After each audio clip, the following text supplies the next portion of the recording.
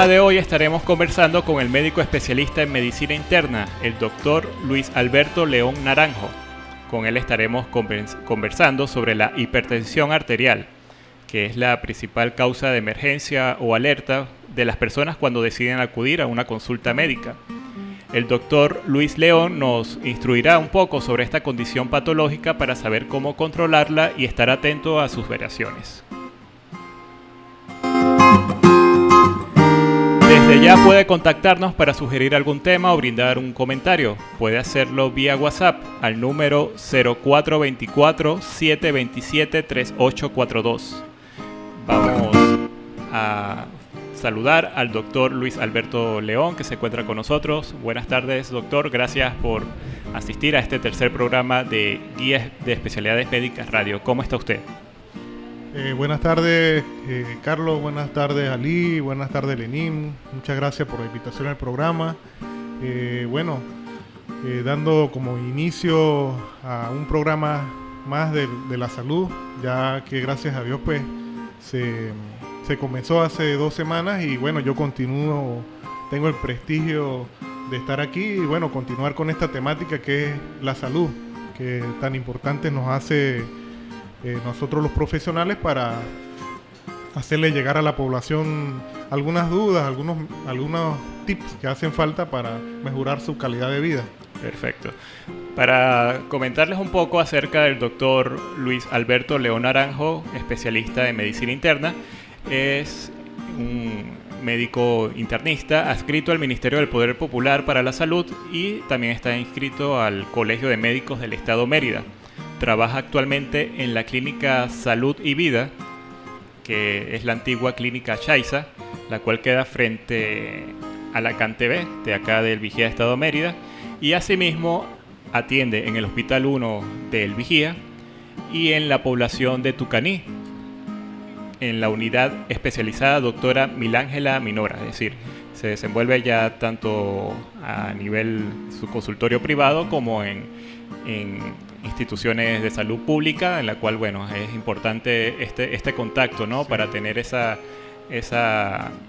contacto con los casos y las situaciones que llegan de emergencia, ¿no? Sobre todo con esta condición especial de la hipertensión arterial.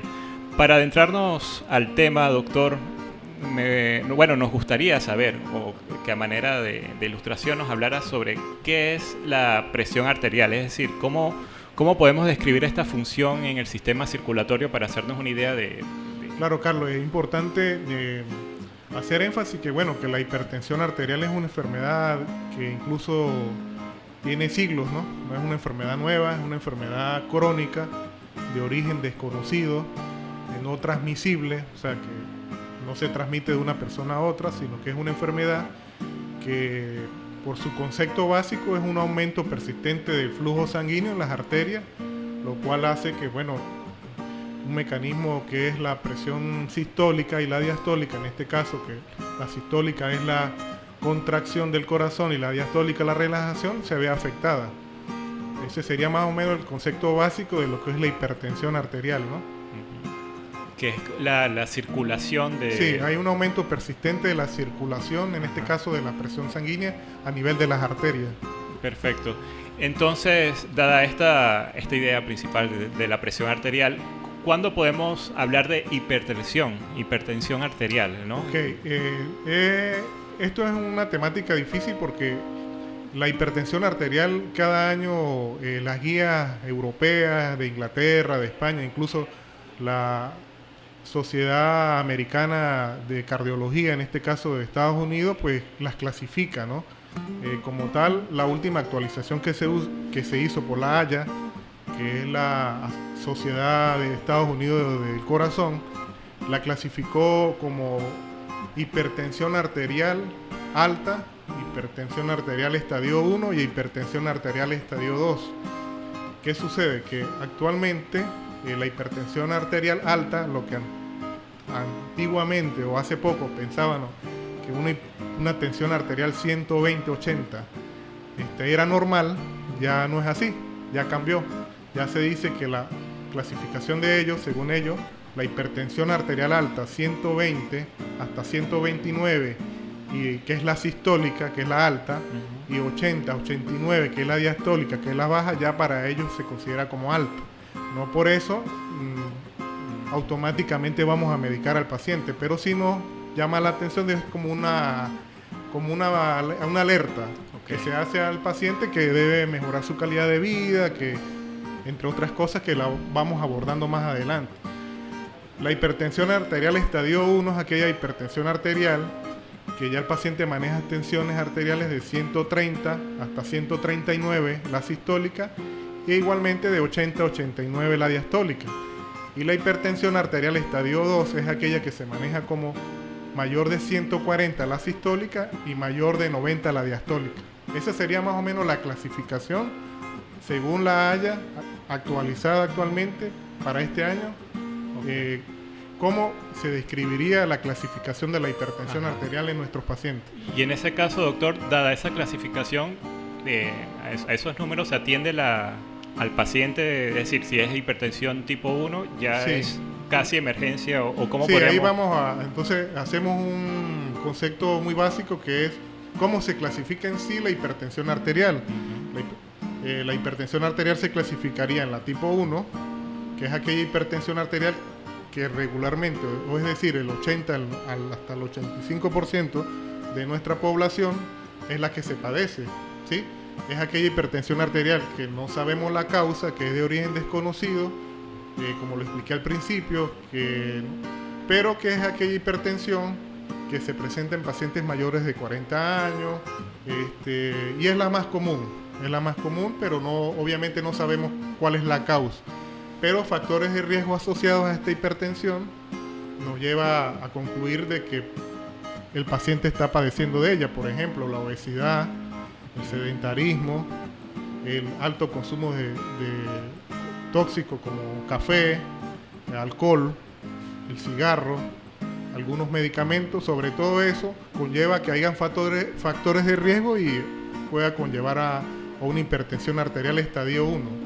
La hipertensión arterial estadio 2 es menos común, es aquella que se presenta de un 10 a 15%, pero hay una causa que conlleva esa hipertensión arterial.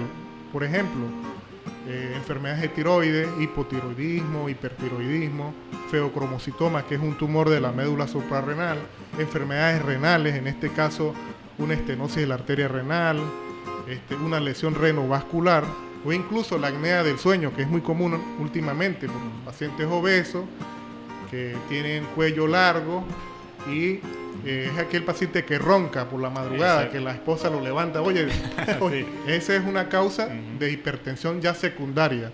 A usted corregir esa causa, el paciente, sus niveles de tensión mejora. Esa es la diferencia de una con la otra. Perfecto. Doctor, en el caso, claro, ya si sabemos que tenemos una mala alimentación, sobrepeso y unos hábitos poco saludables, pues somos propensos, somos candidatos a sufrir de hipertensión arterial. Pero en el caso existen personas que, digamos, mantienen un peso estable, son activas físicamente y también sufren de hipertensión, ¿no? Ya en este caso, ¿cómo saber si por lo menos uno sufre de hipertensión arterial? Sí, muy importante tu pregunta, Carlos, porque el gol estándar del control de la tensión arterial es el mapa, ¿sí?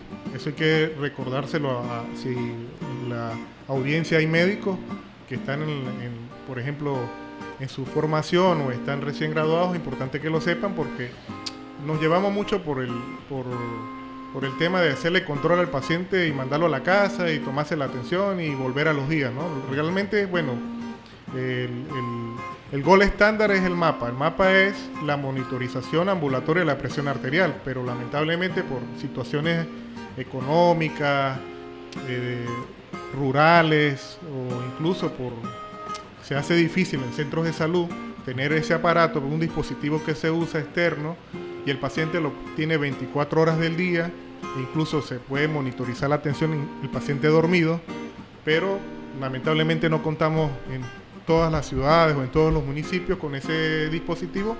Normalmente lo que uno en la consulta, lo que le dice al paciente, que se haga un control de tensión, que esté tranquilo, que no haya tomado café, que no haya tomado alcohol, ponga los pies en el piso correctamente, que sea en el brazo izquierdo, y que sea una persona que sepa tomar la atención. Ese paciente generalmente regresa a la consulta a los 7 días. Ya incluso en las últimas actualizaciones que ha habido en el hospital universitario, se dice en los seminarios que ya con 3 niveles de tensión alta el paciente ya se puede considerar como hipertenso. ¿Cuáles son esos valores? Bueno, un paciente que tenga una presión sistólica mayor de 140 y una presión diastólica mayor de 90 ya se puede considerar como un paciente hipertenso. Es importante hacer énfasis que, le repito, el gol estándar es el mapa, pero al no contar con el mapa, pues entonces hacemos lo que antiguamente siempre se ha hecho, es el control de la tensión, anotada en un papelito, pero que sea una tensión que sea segura, ¿me entiendes? Que no sea irregular, porque hay muchos pacientes que llegan y se toman la tensión trasnochado, o han bebido alcohol, o se han tomado una taza de café, entonces eso no nos ayuda. Sí, si no tiene un estado normal en el transcurso del día para tomarse la atención, pues lógicamente no va a tener... Sí, el tomar la atención se puede hacer incluso 2 veces al día. Mucha gente prefiere tomarla en un centro de salud, en una farmacia. Lo importante es tomarla y nosotros tomar conducta, ¿sí? Siempre cuando el paciente, incluso te digo, Carlos, hay pacientes que han llegado a la consulta por X causa y en ese momento presentan la tensión alta, que uno recomienda, o sea, hacerle el seguimiento por 7 días, pero no colocar tratamiento todavía. El tratamiento se colocaría después si uno considera que ya es hipertenso. Okay. Bien, les recuerdo que estamos en Guía de Especialidades Médicas conversando con el doctor Luis Alberto León Naranjo, médico internista, especialista en medicina interna, el cual atiende acá en la ciudad del Vigía, en la Clínica Salud y Vida, antigua Clínica Chaiza, al frente de la Cantebet. Asimismo atiende en el Hospital 1 del Vigía y en la población de Tucanit en la unidad especializada doctora Milángela Minora. Si usted desea contactar al doctor Luis León, puede hacerlo a través del número 0424-722-3901 y el 0412-789-9717. Doctor Luis Alberto León Naranjo. Seguimos conversando con el doctor Luis León acerca de la hipertensión arterial en este programa Guía de Especialidades Médicas, en el cual, bueno, también les recuerdo que pueden enviar sus preguntas, comentarios. Ya veo que están llegando algunas por acá vía WhatsApp al número 0424-727-3842. Pueden escribir y preguntar acerca del tema que estamos conversando el día de hoy, la hipertensión arterial. Doctor, es interesante, dada su experiencia ya de aproximadamente 11 años como médico, su participación, digamos, o su experiencia en la atención de la pandemia, ¿no? En los casos que se dieron acá en el Vigía, en el cual tengo entendido que muchas personas asistieron a su consulta y bueno, muchas de ellas por dicha se salvaron. Pero dado a esta emergencia que se dio, ¿no? en cuanto a una nueva enfermedad, un virus que era inédito, pues tocó, digamos, ir controlando, viendo cómo se comportaba el virus y tratar de salvar a las personas. ¿Puede hablarnos un poco acerca de su experiencia en el manejo de esta pandemia, ¿no? Sí, Carlos, pues tuve la oportunidad, fue una enfermedad pues de aparición nueva, una enfermedad emergente que, bueno, nos tocó duro, ¿no? Nos tocó sobrellevarla, terapias que no conocíamos, complicaciones que aparecieron durante la enfermedad, pero bueno, con mucha dedicación y bueno, yo pienso que con la fortuna y la gracia de Dios permitió que pudiéramos salir adelante y sí, tuve la dicha de sanar muchas personas y bueno, la experiencia fue difícil al principio, ya después el seguimiento de estos pacientes pues y la gratitud de que se salvaban pues pudo permitir seguir trabajando en ella. Actualmente pues ya los casos son muy mínimos. En mi consulta son muy pocos los pacientes que ya van por enfermedad respiratoria aguda sospechando que sea un COVID, ¿no? Sin embargo, no podemos relajarnos porque la pandemia actualmente está, no ha sido descartada. Debemos seguir cuidándonos, ¿no? Es importante todavía el uso del tapaboca, principalmente en centros de salud, la aglomeración de las personas, el lavado de manos, porque aunque hayan bajado los niveles de COVID, sigue habiendo casos, sigue llegando casos en los hospitales, sigue apareciendo complicaciones. Y bueno, con el tema del COVID, la hipertensión arterial, pues sí se vio mucho, porque paciente hipertenso, pacientes diabéticos, eran como decir, el órgano blanco, era el paciente predilecto por esta enfermedad. Y era de difícil manejo porque el paciente, por la terapéutica que llevaba, incluso llevaba hasta más de 10 medicamentos indicados. Muchas veces, lamentablemente, pues el paciente se descompensaba de su hipertensión y de su diabetes, ¿no? Nada, yo lo que considero es que debemos seguir, no bajar la guardia, seguir cuidándonos. Existen secuelas de la enfermedad. Actualmente a mi consulta me llegan pacientes depresivos,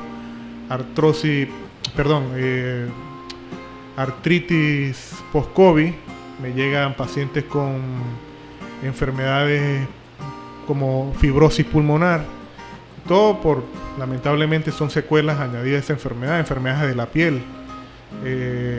Incluso hay personas que prácticamente quedaron en anosmia. Anosmia es pérdida del olfato, pérdida del gusto.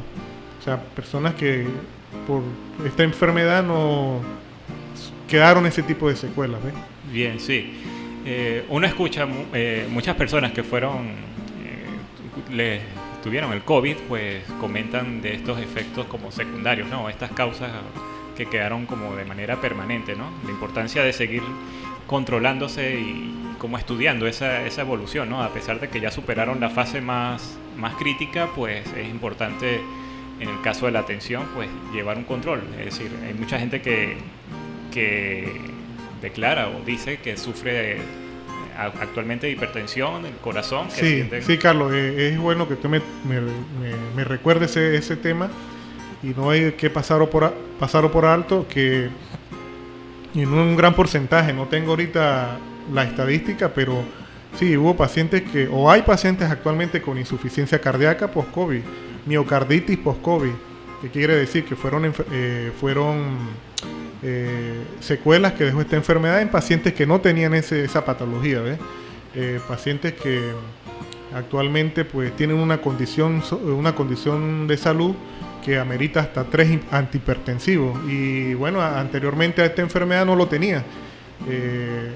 Arritmias, muchas arritmias también dejó esta enfermedad, arritmias cardíacas, y bueno, el manejo con estos pacientes llega a ser hasta una hipertensión refractaria, que es cuando ya usted usa más de 3 medicamentos.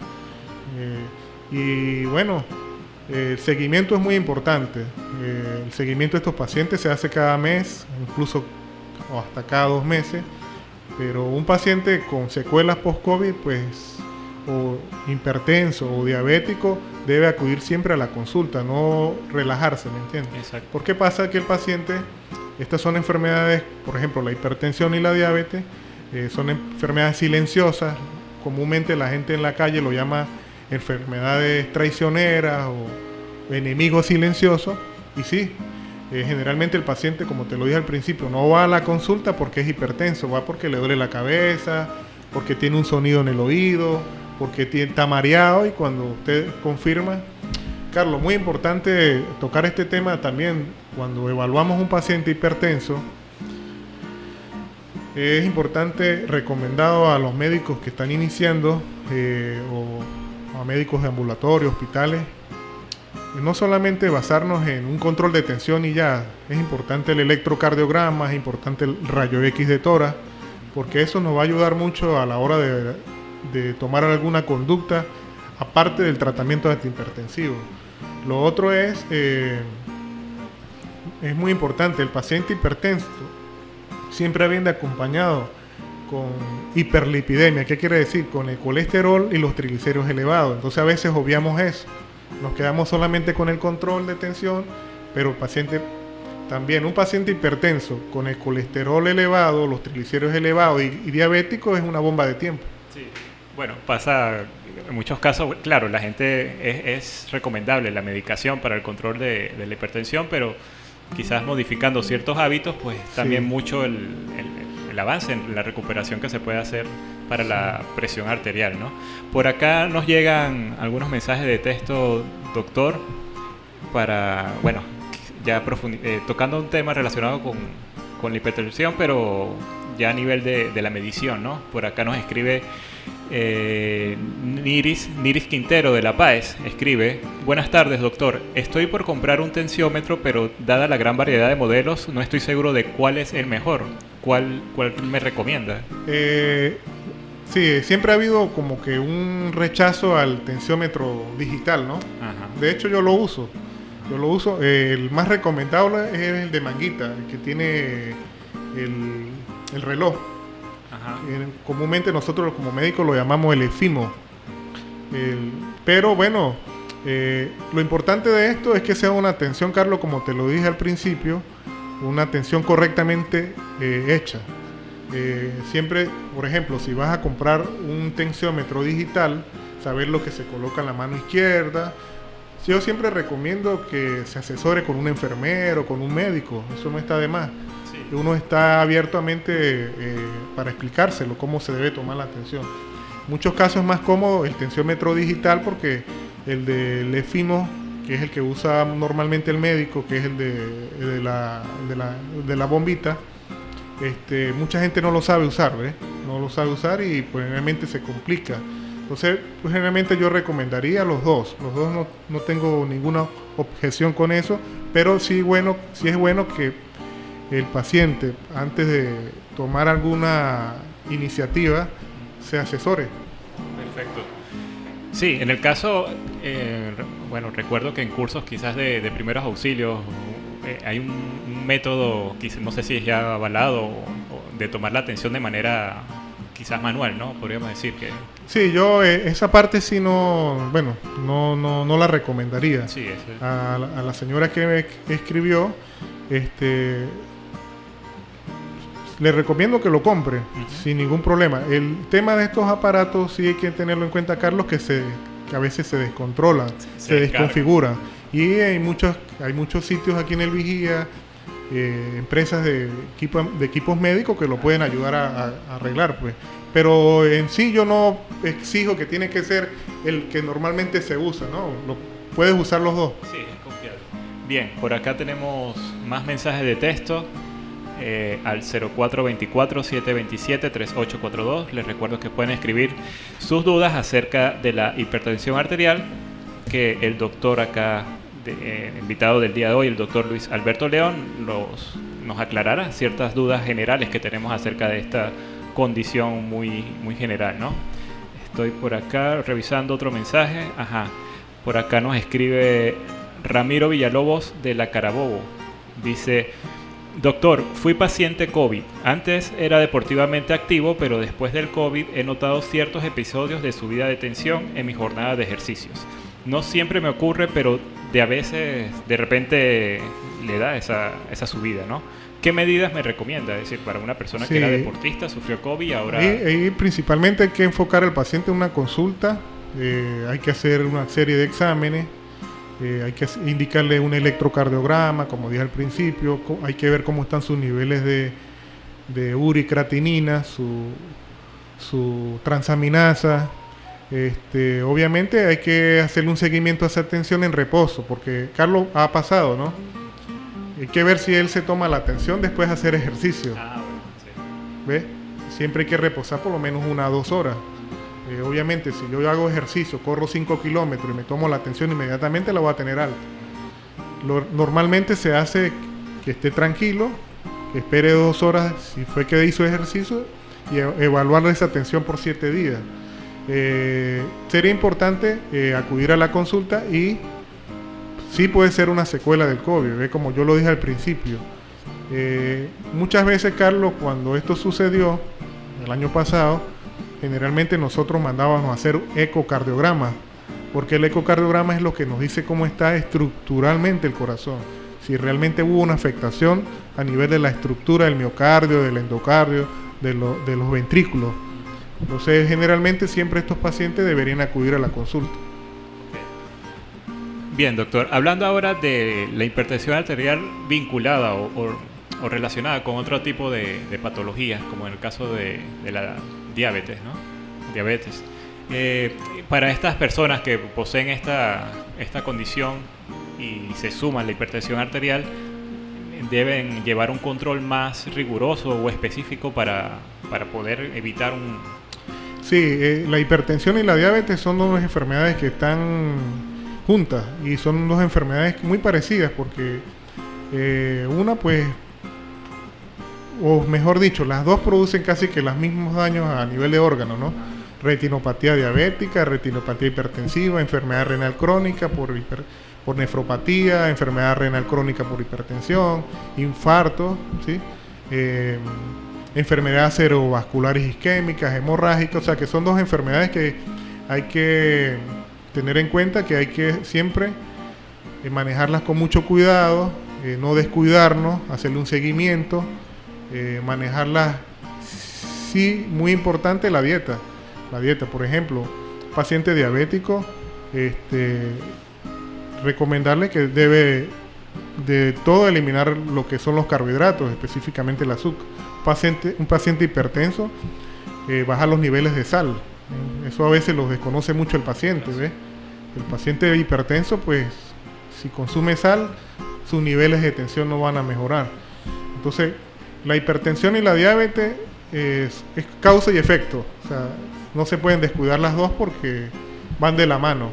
Que una se produce, como lo dije al principio, de origen desconocido. Puede ser hereditaria, puede ser por factores de riesgo y hay causas secundarias. La otra sí es porque hay una ausencia total de la insulina o una resistencia a la insulina, ¿sí? Por eso es la clasificación de la diabetes tipo 1 y diabetes tipo 2. La tipo 1 es que no hay insulina, y la tipo 2 es que hay una resistencia. La tipo 1 es la que se presenta en menores de 20 años, que es la que nace el paciente sin la insulina. Es un paciente insulino dependiente. La tipo 2 es aquel paciente que generalmente después de los 30 años que empieza a presentar una diabetes tipo 2 por resistencia a la insulina. Bien, seguimos conversando con el doctor Luis Alberto León Naranjo, médico internista, especialista de medicina interna que atiende en la ciudad del Vigía, en la clínica Salud y Vida, antigua clínica frente a la CanTV, y también en el Hospital 1 de El Vigía, Estado Mérida, y en la población de Tucaní, en el centro, o en la unidad especializada doctora Milángela Minora, ¿no? Lo pueden, para una consulta con el doctor Luis León, especialista en medicina interna, pueden contactarlo a través del 0424-722-3901. Les recuerdo que este programa llega a todos ustedes gracias al principal patrocinio de la Guía de Especialidades Médicas, el directorio médico en el cual usted encontrará todas las especialidades médicas que se atienden en la ciudad y en el estado Mérida. En su edición impresa ya se encuentra circulando en la ciudad la edición número 44, que puede conseguir en diferentes centros médicos, ya sea hospitales, clínicas, ambulatorios, y en comercio general, estaciones de servicio, restaurantes, pueblos y caseríos. De distribución gratuita, esta edición 44, que es muy importante tenerla presente. De esta manera ustedes consiguen de forma inmediata la especialidad que requieran atender, y también pueden consultar su página web www.guiamedica.com, en el cual ya se encuentran, pueden conseguir este programa. Posteriormente van a conseguir este programa con el doctor Luis León y los programas anteriores que hemos llevado a ustedes con otros especialistas, el doctor José Antonio Corso y el doctor Francisco Ángel. Guía de especialidades médicas. Doctor, por acá hay más preguntas interesantes acerca de la hipertensión. Se nota que es un tema muy... Sí, Carlos, y es muy importante decirlo que, bueno, yo tengo la fortuna y la dicha de ya tener 4 años aquí en El Vigía. De verdad que le debo mucho a este municipio que me abrió las puertas. Tengo que decirlo públicamente y agradecerlo así. Y bueno, gracias a Dios me he desempeñado como internista y hasta ahora todo ha salido bien. Y bueno, he prestado mi servicio a la comunidad. El Vigía es una población que hay mucho hipertenso. Hay mucho hipertenso porque hay muchos factores de riesgo, Carlos. La calor, el estrés, hábitos alimentarios, alcohol y bueno, a veces el sedentarismo, ¿no? Esos son factores de riesgo que se logran a modificar, el paciente mejora y sus niveles de tensión incluso llegan hasta normalizarse. Muchas veces al usted mejorar esa calidad de vida no necesita ni medicamento. Pero sí tengo que decirlo que en mi consulta es muy frecuente la visita de pacientes hipertensos. El paciente hipertenso y el paciente diabético es un paciente que hay que tratarlo como individualizarlo, ¿sí? Muchas veces la hipertensión arterial, la causa no solamente son hábitos tóxicos, también como yo te lo dije, puede ser una causa endocrina, una causa renal, un problema a nivel de trastornos de ansiedad, de sueño, como la enfermedad. Entonces todas esas cosas hay que enfocarlas en un paciente hipertenso. Igual, el diabético pasa lo mismo. Hay alto grado de pacientes diabéticos en Alberto Adriani. La diabetes, como la hipertensión, factores de riesgo. La comida, la obesidad. Entonces, todas esas cosas, si se la población lograra cambiar ese estilo de vida, sería menos casos o frenaría un poco el avance de esa enfermedad. Porque hay que recordar, Carlos, el tema de esto son las complicaciones, ¿sí? A largo plazo o a mediano plazo. Un paciente hipertenso en la unidad de diálisis, aquí en el Vigía, por lo menos de 10 pacientes que se dializan, 5 son hipertensos y 3 diabéticos. Entonces hay que tomar conciencia, ¿ves? Muchos casos de ACV que se ven en el hospital nuevo, en el hospital viejo, ya sea isquémico o hemorrágico, la gran mayoría son hipertensos. Sabemos que por la situación económica del país, muchos pacientes pues abandonan su tratamiento y conlleva que después aparezcan todas estas complicaciones. Muchos de los casos que hay en la unidad de coronario, en el HULA, por infartos, pacientes hipertensos y diabéticos. Entonces hay que tomar conciencia que la hipertensión y la diabetes son enfermedades que hay que mantenerlas como enfocadas y no descuidarnos. Sobre todo eso, estar muy pendiente de ellas y visitar siempre a la consulta. Bien, doctor, por acá tenemos más mensajes de texto, bueno, mensajes vía WhatsApp al 0424-727-3842. Nos escribe Josefa Castro del 23 de enero. Escribe: doctor, ¿qué hacer en caso de una emergencia de subida de tensión? ¿Hay algún medicamento que pueda tomar de inmediato y salvarme? Muy importante ¿cómo se llama él? Josefa Castro. Muy importante la pregunta de José porque nos lleva al concepto de qué es emergencia y qué es urgencia, ¿sí? En la tensión arterial, que es el tema que nos abarca hoy. La urgencia hipertensiva, Carlos, es aquella enfermedad que se presenta en el paciente hipertenso, pero no hay afectación de los órganos blancos, ejemplo, corazón, cerebro, visión o riñón. O sea, es un paciente que llegó con la tensión alta y usted lo puede controlar ambulatoriamente. Incluso se dice que de horas a días, ¿sí? Pero no hay afectaciones. En este caso no hay una ACV, no hay un infarto, no hay una enfermedad renal, no hay una retinopatía. La emergencia hipertensiva es aquella enfermedad que se presenta en el paciente hipertenso, pero sí hay afectación de órgano diana. Obviamente es un paciente que se va a tratar en una unidad hospitalaria, porque hay una ACV, hay un infarto, hay una enfermedad renal ya presente, y eso se trata de minutos a horas. ¿Qué pasa? En la pregunta del oyente, el paciente está en la casa, se tomó la tensión, la presenta alta, lo más recomendable es acudir a un hospital, ¿no? O a un ambulatorio o a una clínica. Pero póngale que vive lejano, que no hay paso, como lo que está pasando ahorita, pues ahí lo más recomendable, que caería no en la automedicación, es usar un antihipertensivo de urgencia, en este caso el Captopril 25 miligramos vía oral, y en media hora volver a tomar la atención. Pero lo más recomendable es acudir a un centro de salud. importante. Sí. Pero hay que aclarar eso. Una cosa es la emergencia hipertensiva y otra es la urgencia. Sí, no es tomar en cada... Sí, porque si yo bajo la tensión de forma muy rápida en una urgencia, me va a llevar a la emergencia. Entonces, por eso cuando hay una subida de tensión, lo más recomendable es acudir al centro de salud más cercano que tengamos. Entendido. Bien, seguimos conversando con el doctor Luis León, médico internista, acá respondiendo muchas dudas con respecto a la hipertensión arterial, ¿no? Doctor, en el caso de ya un nivel de emergencia, como comentábamos a través de este mensaje de Josefa Castro, ¿existe algún un órgano principal que es el principal afectado, digamos, cuando ocurre? Sí, el principal órgano, Carlos, que uno como estadística ve que afecta más la tensión arterial es el corazón. Directamente. Principalmente una de las principales causas de muerte en nuestro país es las enfermedades cardíacas. Entonces, segundo, las enfermedades cerebrovasculares, en este caso las ACV o enfermedad cerebrovascular. Y en tercer lugar son las enfermedades renales, como te explicaba. A larga data, estas enfermedades, si no se controlan, pues nos complican. Son enemigos silenciosos. Por eso es que el paciente hipertenso, cuando se le coloca tratamiento, debe seguir tomándose la tensión, así se sienta bien, porque muchas veces se siente bien y la tensión está alta.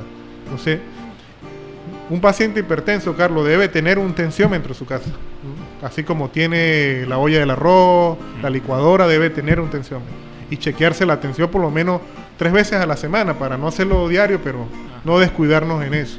Sí, ok. Doctor, recordando acá el programa anterior que estuvimos hablando con el doctor Francisco Ángel, que también se encuentra en el directorio de guía de especialidades médicas, él, haciendo su introducción, él hablaba algo interesante sobre la medicina interna, ¿no? Él decía que la medicina interna estudia al paciente adulto ya desde, bueno, ya al niño que empieza a ser adolescente, ¿no? Digamos de los 12 a 14 años, ¿no? Y ya esta diferencia es como que ya lo deja el pediatra y lo toma el médico internista.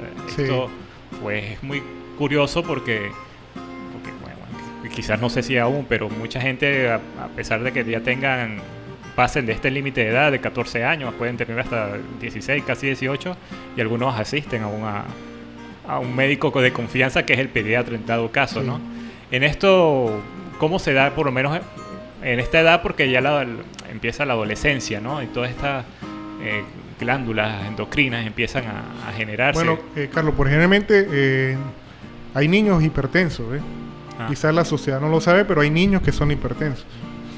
La enfermedad de la disección de la aorta, o sea, la aorta, que es la principal arteria que tenemos en el corazón, hay una enfermedad que se produce ahí en ese nivel y se presenta mucho en los niños. Entonces hay que recordar que también el niño, y muchas veces pues obviamente es un cardiólogo infantil, el que en este caso sí es un niño, ¿no? Sí, y en el caso de que quizás los hábitos, malos hábitos podríamos decir, se toman ahora desde más temprana edad, ¿no? En cuanto a la alimentación, el sobrepeso. Sí, eso es muy importante. El tema de la comida chatarra, que lamentablemente ya desde la adolescencia el niño no practica ningún deporte, ya ahora el internet, las redes sociales, entonces nos enfrascamos en eso, preferimos comprarle un balón de fútbol y regalarle más bien un iPhone para que entretenerlo. Entonces estamos creando un mal hábito, porque ahí entonces empieza lo que usted decía, la obesidad, el sedentarismo, el no comer alimentos sanos, y cuando ya viene a haber una edad más o menos de 18 años, ya el paciente tiene alguna secuela. La secuela, bueno, que no tanto está relacionado con la tensión arterial, es la diabetes. Okay. O sea, ya el paciente, actualmente se ve más pacientes que anterioridad jóvenes con diabetes. Okay. ¿Qué quiere decir? Que están debutando más temprana edad el paciente diabético tipo 2 que anteriormente, por lo que usted dice, ¿sí? Menos ejercicio, menos agua, más refresco, más glucosa, menos ensalada, más hamburguesa, y ganamos una diabetes tipo 2. Sí. O en su debido caso un hiperinsulinismo.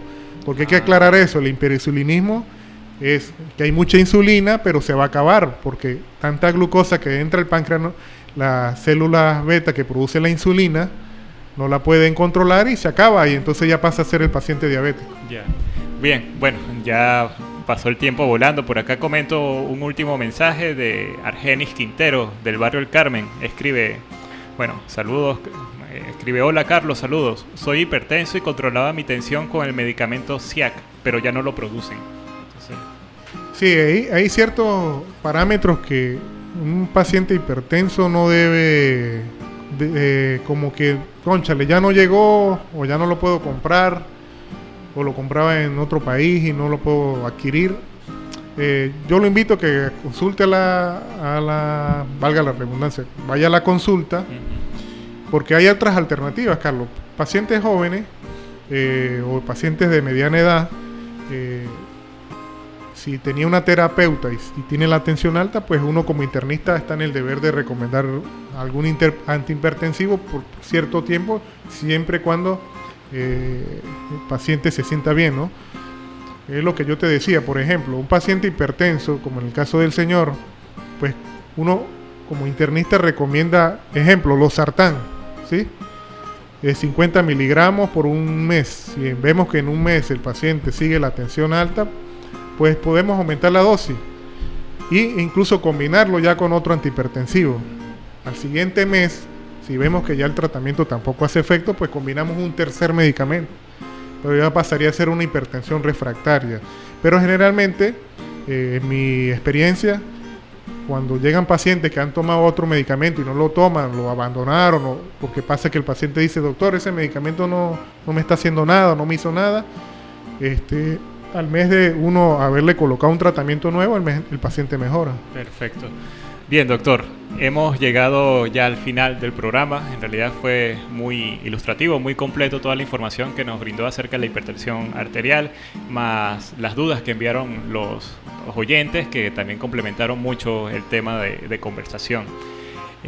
Quisiera que nos diera sus palabras finales, indicarnos dónde claro, pasa usted su consulta y bueno, ya como parte del cierre de este programa. Principalmente pues darle las gracias a todos ustedes, a Lee, a usted Carlos, a Lenín, por haberme invitado a su programa, muy prestigioso. Hay que aclararlo, es primera vez que vengo a la radio, pero de verdad que me siento muy orgulloso de estar aquí, de compartir mis conocimientos. Quisiera hablar más, quisiera tocar cosas más a profundidad, pero el tiempo lo apremia.